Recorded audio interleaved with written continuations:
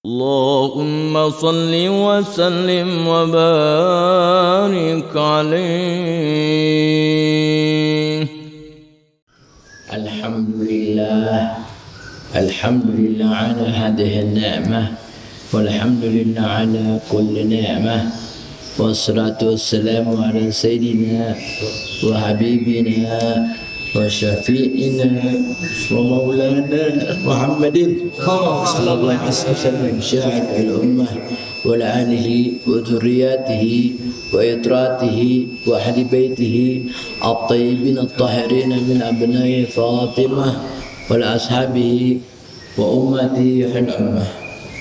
أما بعد، فقال الله تعالى في كتابه الكريم وهو أصدق القائلين: بسم الله الرحمن الرحيم، إنا أعطيناك الكوثر فصل لربك وانهر إن شانئك هو الأبتر. وقال رسول الله صلى الله عليه وسلم: أحب الله لما يخلقكم به من نعمة، وأحبني لحب الله، وأحب أهل بيتي لحبي. صدق الله العظيم وصدق رسول الله صلى الله عليه وسلم نبي الحبيب الكريم، ونحن على ذلك من الشاهدين والشاكرين، والحمد لله رب العالمين. السلام عليكم ورحمة الله وبركاته. Waalaikumsalam warahmatullahi wabarakatuh. Segala puji bagi Allah Jalla Jalaluh yang masih memberikan kita nikmat hayat, nikmat sehat walafiat.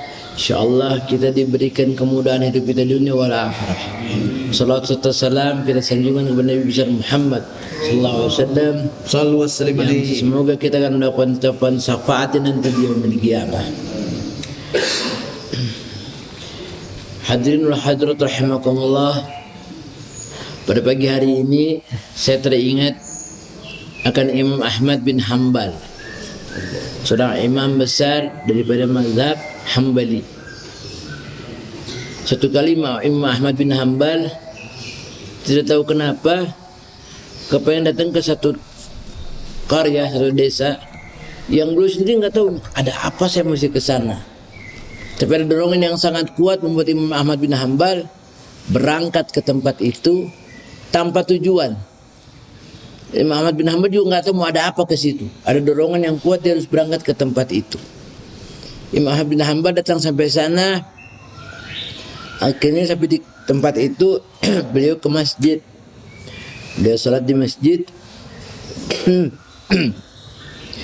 Karena nggak tahu mau bikin apa, Imam Ahmad bin Hanbal setelah zikir-zikir dan lainnya, beliau rebahan sebentar di masjid. Subhanallah, penjaga masjidnya mengatakan, dia tidak kenal dengan Imam Ahmad bin Hanbal. Bilang, maaf Pak, masjid ini nggak boleh tidur-tidurin. Kalau boleh Bapak silakan keluar aja dulu, Bapak ke depan kemana gitu. Imam Ahmad bin Hanbal berkata, ya insya Allah. Beliau nggak tahu mau kemana. Akhirnya dekat masjid itu ada satu rumah tempat penjual roti. Ada satu orang laki-laki punya roti di situ, sedang lagi bikin roti, ngadain roti. Imam Ahmad bin Hanbal, Assalamualaikum warahmatullahi wabarakatuh. Dia pada penjual roti itu, oh silakan. Beliau juga nggak kenal nih Imam Ahmad bin Hanbal, beliau nggak tahu nih. Ini Imam Ahmad bin Hanbal, beliau nggak tahu. Silakan duduk Pak, silakan. Mau apa, mau roti, mau apa silakan. Oh ya, kalau mau istirahat juga silakan, kami sediakan tempat duduknya. Minta syahi, teh boleh gitu, silakan duduk. Akhirnya duduklah Imam Ahmad bin Hanbal sambil memperhatikan bapak sang pembuat roti. Subhanallah, bapak ini sambil buat roti, lagi ngadain roti, apa yang dibacanya? Astaghfirullahaladzim, astaghfirullahaladzim. Imam Ahmad bin Hanbal kagum sambil istighfar bikin adonan roti. Astaghfirullahaladzim, astaghfirullahaladzim. Akhirnya Imam Ahmad bin Hanbal mulai bertanya, minta maaf Pak, kalau bapak selama bikin roti itu berzikir demikian? Bilang, iya betul, alhamdulillah. Lalu apa yang bapak rasakan? Subhanallah, setiap saya bikin roti, saya doa sama Allah, insya Allah doa saya dikabulkan Allah. Kaget Imam Ahmad bin Hanbal, Masya Allah. Lalu apa yang bapak rasakan selama ini? Semua doa dikabulkan sama Allah. Tinggal satu, kata bapak itu. Apa itu? Saya pengen jumpa Imam Ahmad bin Hanbal belum dikabulkan Allah. Imam Ahmad bin Hanbal tertegun.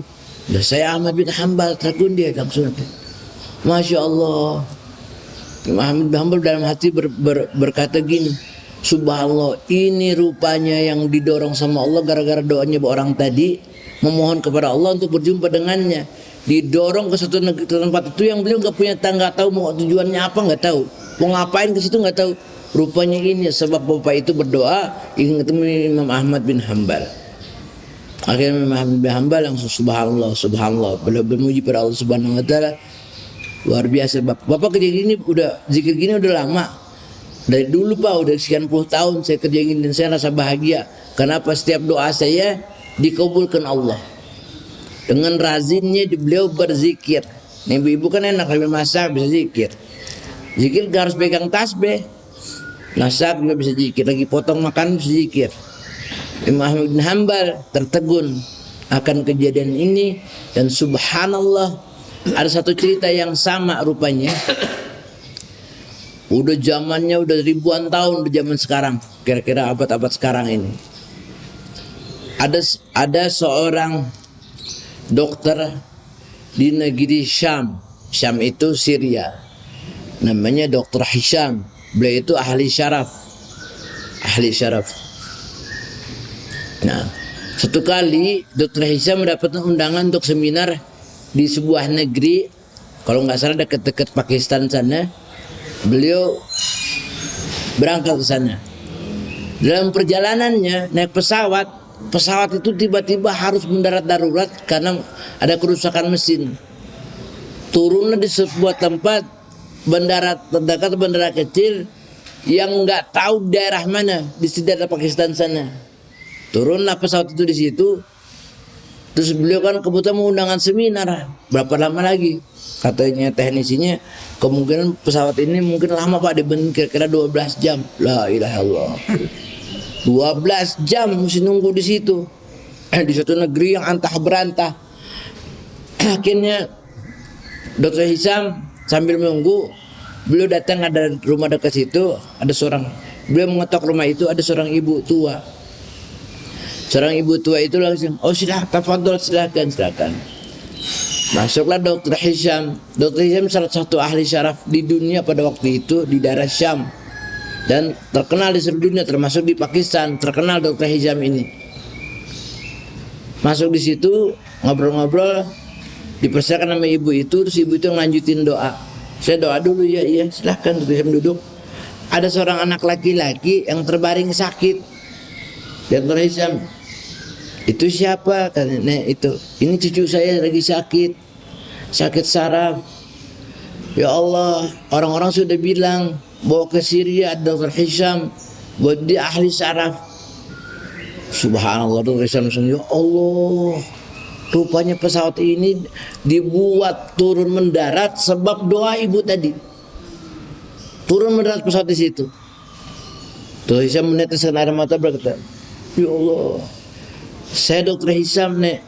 Oh ya Allah Dr. Hisham, nggak pakai ngantri, nggak pakai datang ke dokter, terbang jauh-jauh, langsung Allah kirimkan Dr. Hisham ke tempat itu. Lihat dahsyatnya doa. Kalau kita doa sama Allah sungguh-sungguh, nggak ada yang susah, nggak ada yang susah. Makanya ibu jangan berhenti mau berdoa, apa aja minta sama Allah, pasti kabul. Akhirnya Dr. Hisham memeriksa anak itu lalu membawanya ke Syria pada akhirnya. Tapi sebab daripada doa ibu tadi, anak ini bisa berjumpa dengan Dr. Hisham. Doa ini adalah namanya mukhul ibadah. Doa itu kepalanya, mukhnya ibadah, kepala ibadah. Jangan berhenti mau berdoa, doa apa saja minta sama Allah. Apalagi ini mau ziarah nih, ketemu tempat Habib Hasan bin Muhammad Al-Haddad, seorang wali Allah yang meninggalnya umur 29 tahun. Habib Hasan bin Muhammad Al-Haddad umur 29 tahun meninggalnya. Beliau dari Palembang berlayar ke Jakarta dengan sampan, berjalan dengan Habib Ali Al-Haddad. Habib Ali Al-Haddad ke Bima sana, ke Sumbawa nantinya. Yang selamat cuma Habib Ali. yang Habib Hasan Al-Haddad meninggal dunia. Karomahnya luar biasa Habib Hasan. Ada cahaya yang sinarnya sampai ke langit yang ditangkap oleh satelit Amerika, Inggris, Australia. Sampai mereka kaget, mereka pikir di Indonesia itu punya alat luar biasa sehingga sinarnya ke sana. Nggak taunya daripada Magam malah Habib Hasan bin Muhammad Al-Haddad. Orang-orang soleh ini kerjanya mendoakan orang lain. Salah satu ciri aulia, beliau nggak pernah ninggalin doanya, Allahumma ghfir li jami'il muslimina wal muslimat, mu'minina wal mu'minat, al ahya'i minhum wal amwat, innama qarib mujibu da'wat wa qadil hajat. Doa aulia nggak pernah tinggalin, nggak pernah ninggalin doanya. Orang muslim semua nggak pernah ditinggalin. Atau Allahumma ansur umat sayyidina Muhammad, Allahumma arham umat sayyidina Muhammad, Allahumma ighfir umat sayyidina Muhammad. Para aulia nggak pernah ninggalin doa itu. Ciri-ciri aulia, mereka nggak pernah tinggalin doa kaum muslimin semuanya. Nah, ada doa yang luar biasa, yang barangkali kita semua udah tahu doa ini, semua udah pada tahu bacaannya. Allahumma inni as'alukal huda wat tuqa wal afafa wal ghina. Ini doa nggak pernah ditinggalin.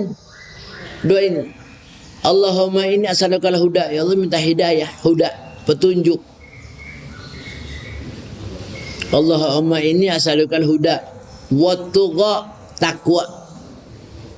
Takwa itu khaufullah, takut sama Allah, mengerjakan yang diperintahkan Allah, menjauhi yang dilarang Allah. Kita sudah pernah membahas takwa di sini. Tawaddu, qanaah, wara, yakin. Ini. Allahumma inni as'alukal huda wat tuqa wal afafa wal ghina. Afafa itu sifat iffah. Bergantungnya cuma sama Allah. Allahu samad, Allah tempat bergantung. Sifat iffah itu nggak pernah hatinya tergantung sama manusia. Aduh pengen jabatan tinggi, mesti baik-baik bapak itu dia nggak urusan. Rezeki nggak pernah ngenafon orang kaya, nggak perlu. Orang hanya bergantung pada Allah Subhanahu wa taala, sifat iffah. Wal ghina, kaya raya. Tapi kata ulama, kaya yang dimaksud adalah kaya hati. Hatinya kaya, orang hatinya kaya itu memaafkan salahnya orang paling cepat. Hatinya paling bagus, paling lembut. Baca Allahumma inni as'alukal huda wat tuqa wal afafa wal ghina. Mudah-mudahan hafal nih semua. Allahumma inni as'alukal huda wat tuqa wal afafa wal ghina.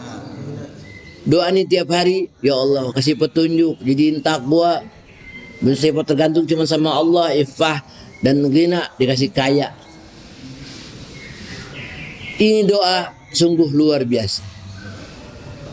Yang ngajarin doa ini ada satu riwayat daripada seorang sahabat Nabi yang namanya Abdullah bin Mas'ud. Sayyidina Abdullah bin Mas'ud ini orangnya kecil, Bu, pendek orangnya, kurus. Tapi dia adalah orang kecintaan Rasulullah SAW. Sayyidina Abdullah bin Mas'ud ini kalau Rasul pergi masjid, yang bawain sendalnya, yang megang sendalnya itu Sayyidina Abdullah bin Mas'ud. Rasulullah mau keluar dari masjid, yang pakai sendalnya Sayyidina Abdullah bin Mas'ud. Saking dekatnya Sayyidina Abdullah bin Mas'ud dengan Rasulullah Sallallahu Alaihi Wasallam.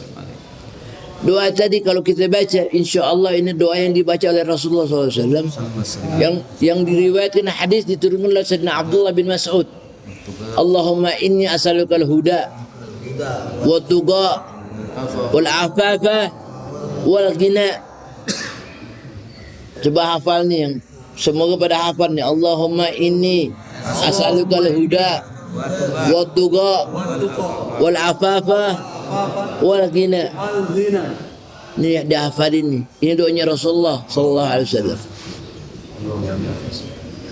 Kalau kita hafal ini, insya Allah kita baca tiap hari. Allahumma inni as'alukal huda wa tuqa wal afafa wal ghina. Kenapa? Ini doa yang dari Rasulullah sallallahu alaihi wasallam. Doa yang sangat luar biasa. Manfaatnya luar biasa. Bayangkan bagaimana seorang ibu tua di Pakistan minta sama Allah dengan doa tiap hari yang nggak bosan. Dia didatangkan dokternya, nggak perlu pakai ngantri-ngantri, dokter datang sendiri. Datang sendiri dokternya, ngurusin sendiri dokternya dengan sebab doanya seorang ibu yang sungguh-sungguh doanya. Juga bagaimana seorang laki-laki pencinta ulama besar, pencinta Imam Ahmad bin Hanbal. Wah, Imam Ahmad bin Hanbal ini disuruh sama Allah datang ke dia. Nah kita ini luar biasa doa. Ini yang mau ziarah antar tawassul buat Habib Hasan bin Muhammad Al-Haddad.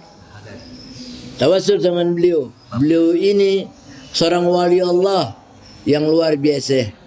Kita minta pada Allah Subhanahu wa taala, bi barakatil Habib Hasan bin Muhammad Al-Haddad, minta apa aja. Minta sama Allah, minta sehat walafiat, minta sama Allah. Bukan sama Habib Hasan, enggak. Dengan berkatnya dia, kita minta sama Allah, maka Allah akan kabulkan. Kita mau ke Mbah Priuk. Apakah Mbah Priuk ini namanya gara-gara Habib Hasan jadi nama Priuk? Bukan. Nama Tanjung Priuk itu udah ada sebelumnya. Zaman dulu di daerah situ namanya ada pelabuhan Haven Tanjung Priuk zaman Belanda. Udah ada tuh. Jadi bukan gara-gara Habib Hasan namanya jadi Tanjung Priuk, bukan. Memang beliau ditanam dikubur tuh dengan sisa bekal nasinya. Ada apa namanya? Dan langsung nasi dan timba. Langsung nasi itu nggak ada hubungannya sama Tanjung Priuk. Langsung nasi Habib Hasan itu dari Palembang pertama naik kapal laut, Bu. Kapal laut itu dihantam sama ombak kenceng, semua barang-barang yang habis berantakan. Nah akhirnya untuk bertahan di laut udah nggak ada apa-apa lagi, masak dengan kayu, sisa-sisa kayu itu dibakar bikin masak nasinya. Sekali waktu udah habis, udah nggak bisa dibakar lagi, bisa tenggelam kapal, udah 2 kali kena sampai habis. Dengan karamahnya Habib Hasan itu langsung nasi dimasukin jubah, isinya beras tuh, langsung nasi dimasukin, buka begini udah matang jadi nasi.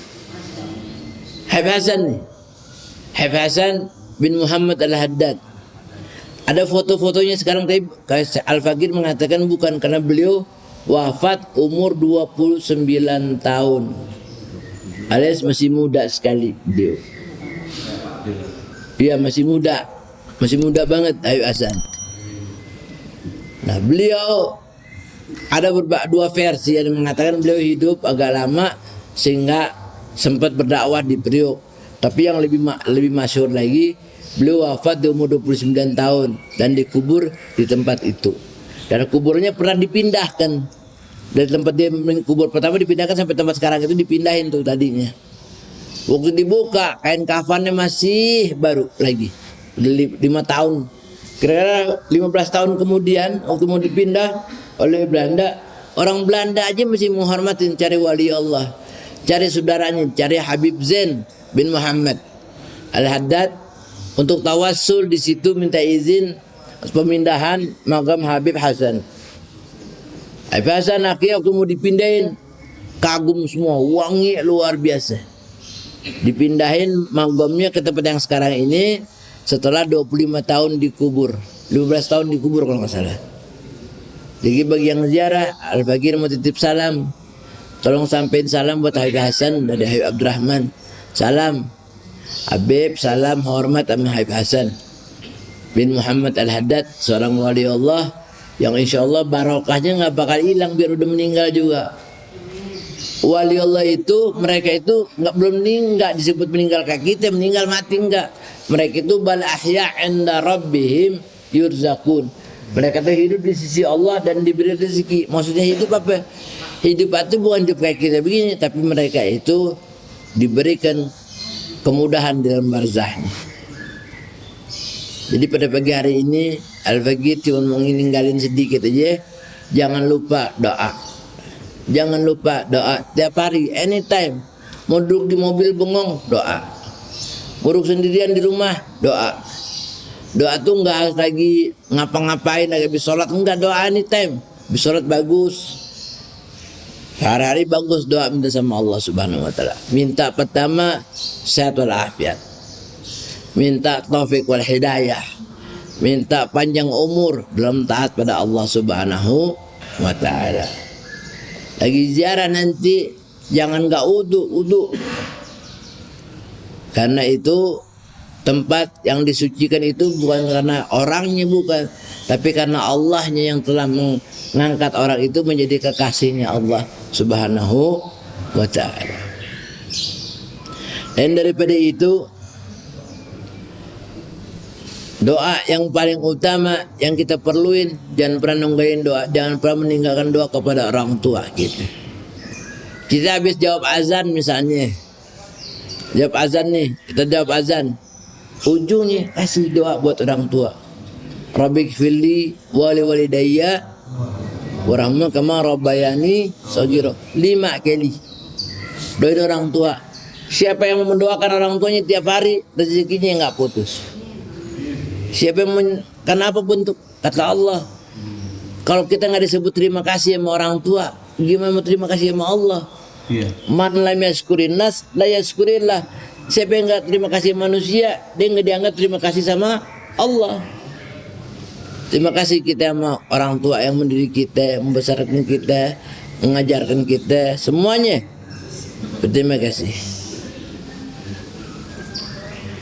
Ini insyaallah mudah-mudahan hari ini hari yang barokah. Ada pada mau ziarah, insyaallah ziarah makbulah, ziarah yang kabul. Mudah-mudahan Allah Subhanahu wa taala memanjangkan umur kita semuanya dalam taat pada Allah Subhanahu wa taala. Allah memudahkan urusan kita dunia wal akhirah. Allah wafatkan kita dalam keadaan husnul khatimah ya Allah. Husnul khatimah. Allahumma ya Allah sami doa. Allahumma rabbana hab lana min azwajina wa dhurriyyatina qurrata a'yun waj'alna lil muttaqina imama. Allahumma farihna fid dunya wal akhirah wa farihna fil akhirah. Allahumma farihna fid dunya wal akhirah ya Allah biha ya Allah biha Allah bi husnul khatimah. Ya Allah biha ya Allah biha ya Allah bi husnul khatimah. Ya Allah biha ya Allah biha ya Allah bi husnul khatimah. Allahumma inni as'aluka ilman nafi'an wa amalan mutaqabbalan wa rizqan wasi'an halalan tayyiban mubarakan jamila. Ya Allah ya Fatah ya Razak. Allahumma inna nas'aluka al-huda wa tuqa wal afaf wal ghina. Allahumma hdina siratal mustaqim min dunya dal akhirah. Siratal ladzina an'amta 'alaihim minan nabiyyin wa siddiqin wa syuhada'i shalihin bil maghdubi 'alaihim waladdallin. Amin. Rabbana atina fid dunya hasanah wa fil akhirati hasanah wa qina adzabannar. Wa sallallahu ala Muhammadin wa ala alihi wasallam ajmain bi fadli subhana rabbika rabbil izzati amma yasifun wa salamun alal mursalin alhamdulillahi min sirril Fatihah. Bismillahirrahmanirrahim.